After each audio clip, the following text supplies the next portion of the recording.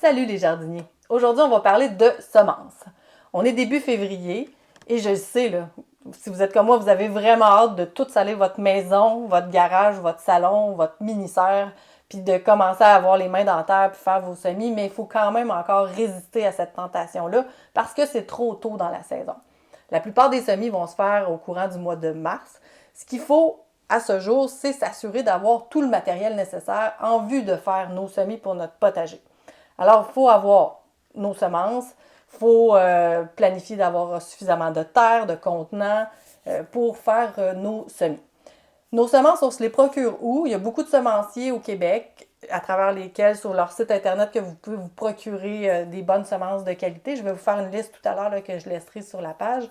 Et je vous encourage vraiment à faire vos commandes assez rapidement parce que déjà, sur la plupart des sites des semenciers, il y a beaucoup d'espèces, de variétés qui sont en rupture de stock. Par contre, cette année, les centres jardins ont prévu le coup et ont beaucoup de semences en vue de faire vos potagers.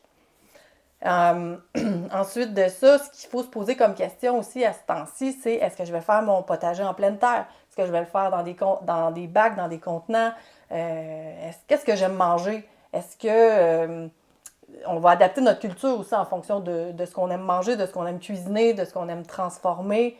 Il y a des variétés maintenant qui sont adaptées pour la culture en contenant. On va pouvoir choisir ceux-là plutôt que d'autres si c'est le type de culture que vous préférez faire. Est-ce que mon potager mesure 10 mètres par 10 mètres ou il mesure 100 mètres par 100 mètres? Est-ce qu'on exagère? Il faut tout planifier ça en vue de commander la quantité de semences nécessaire pour faire notre potager. Faire un petit croquis aussi de votre potager, ça peut être intéressant pour par la suite arriver à faire des rotations de culture d'une année à l'autre, conserver un journal en fait de vos cultures. C'est très pertinent là, pour la suite des choses. Alors dans ma prochaine capsule, je vais vous parler du matériel nécessaire en vue de faire les semis. Et un peu plus tard, on pourra aussi parler de comment on fait nos semis, comment on manipule la terre, quelle terre on choisit, comment on fait nos mélanges et tout ça.